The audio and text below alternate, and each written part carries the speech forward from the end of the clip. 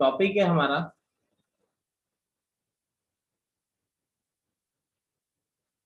Common roots. Important topic है। Question कहीं से भी फंस जाते हैं। देखिए कॉमन रूट्स क्या होते हैं। अब कोई दो क्वाड्रेटिक है, हम बात तो क्वाड्रेटिक की कर रहे हैं, कभी कभी क्यूबिक की बात भी हो सकती है। तो देखिए सबसे पहले दो क्वाड्रेटिक हैं, अगर आपकी a1x² plus b1x plus c1 equal to 0, and दूसरी क्वाड्रेटिक है a2x² plus b2x plus c2 equal to 0, a1x² plus b1x plus c1 equal to 0 and a2x² plus b2x plus c2 equal to 0। ये दो quadratic आ रही है। अब इन दोनों quadratic में क्या आ रहा है, अगर एक रूट कॉमन है, दो पॉसिबिलिटी हमारे सामने बनती है। केस फर्स्ट,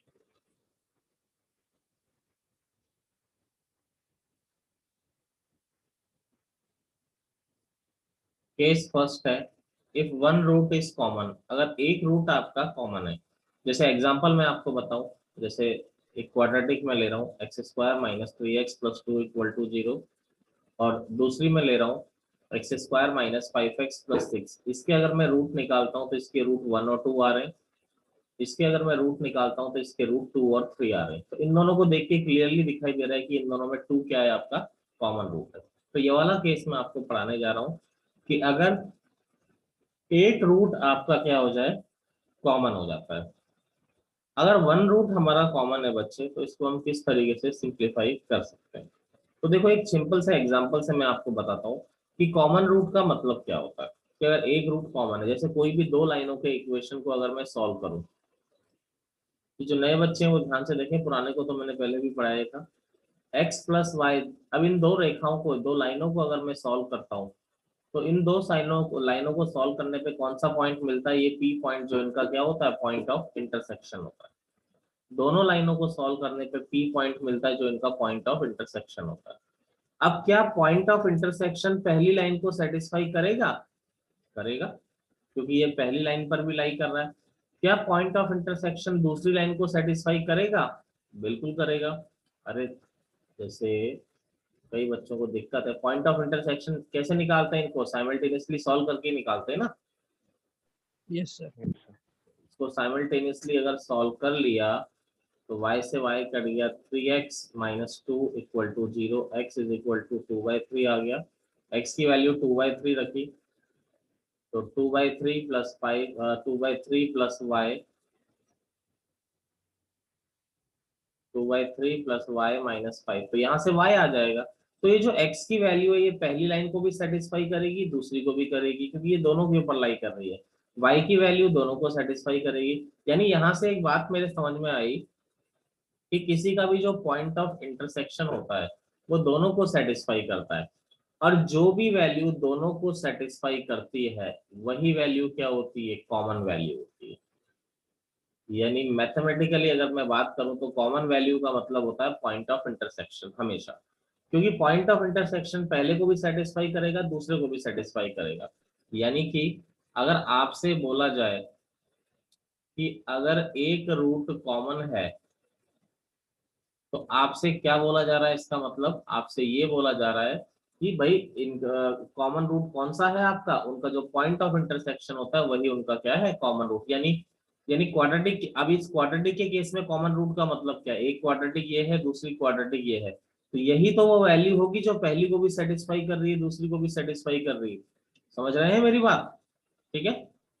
तो कभी भी आपसे बोला जाता है कि वन कॉमन रूट, तो आप क्या करेंगे, दोनों को साइमल्टेनियसली सॉल्व कर लीजिए। ठीक है। साइमल्टेनियसली सॉल्व करने पर आपको क्या मिलता है, जो x की वैल्यू आती है वही आपकी क्या होती है, कॉमन रूट होता है। बुक वाले दूसरा तरीका यूज करते हैं, आप डायरेक्ट दोनों को सिंप्लीफाई कर लो। कभी भी दिमाग में रखिए, कॉमन रूट मतलब दोनों को सिंप्लीफाई करके जो वैल्यू आती है वही क्या होता है, कॉमन रूट होता है। नोट करिए। अगला क्या है, केस 2 देखिए।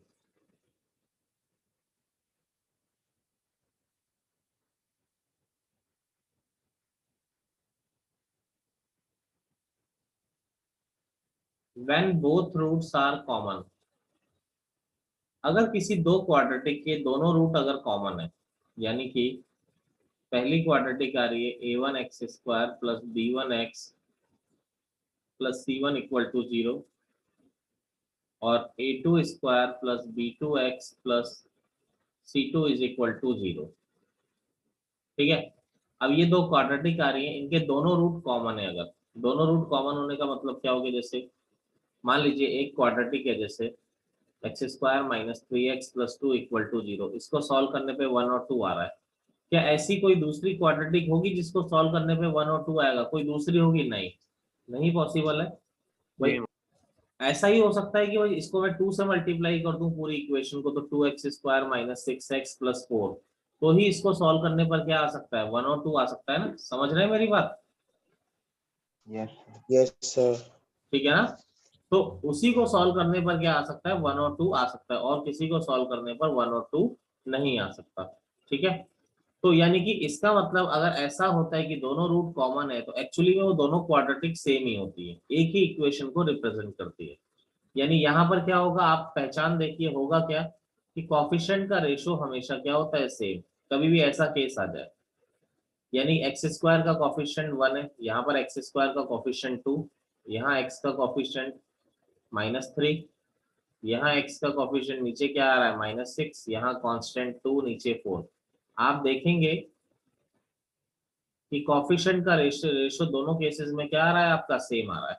यानी कि if both roots are common, यानी कि अगर दोनों रूट अगर कॉमन है, तो इसका मतलब उन दोनों वो दोनों इक्वेशन बोथ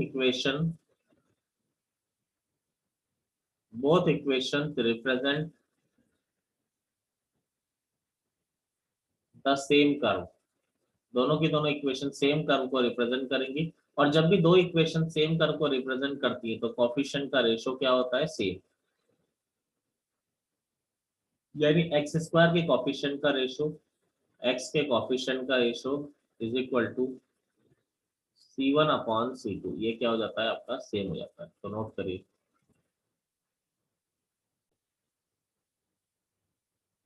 क्वेश्चन है if x² plus 3kx plus 5 is equal to 0 and x² plus 2kx plus 4 equal to 0 have a common root,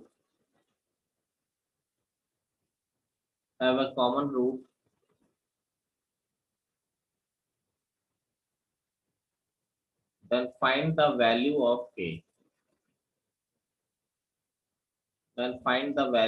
k, इसे एक काम करिए, k को यहाँ मत लगाइए, k को इधर लगाइए। x² plus 3x plus 5k equal to 0, और यहाँ पर आ गया x² plus 2x plus 4k equal to 0। अब आपसे बोला गया है कि इन दोनों के कॉमन रूट है, हैव ए कॉमन रूट, तो k का वैल्यू बताइए। अगर इन दोनों के कॉमन रूट है, तो वो कॉमन वैल्यू कहाँ से मिलेगी, दोनों को साइमल्टेनियसली सॉल्व करने पर मिल जाएगी। तो अगर दोनों को साइमल्टेनियसली हम लोग सॉल्व करते हैं, तो देखिए जब दोनों को माइनस कर दिया ताकि x² कट जाए, तो यहाँ बचा x प्लस के equal to 0।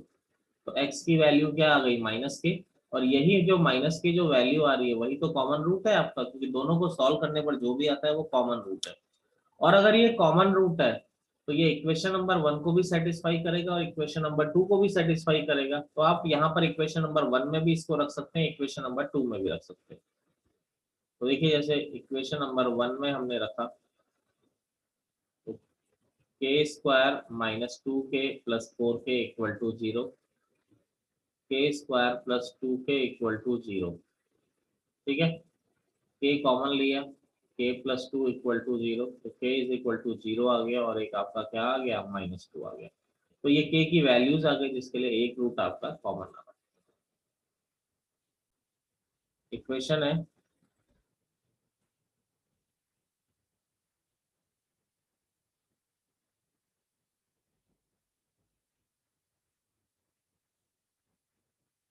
if both roots of the equation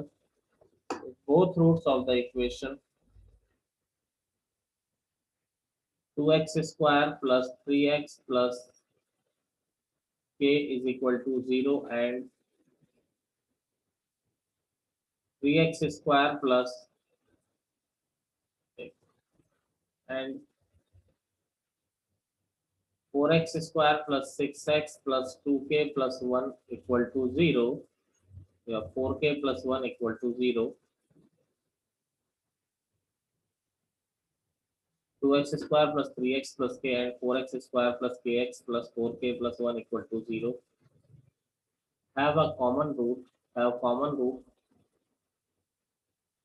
if both roots of the equation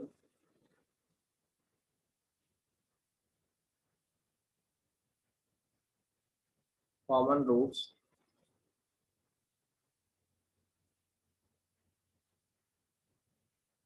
then find,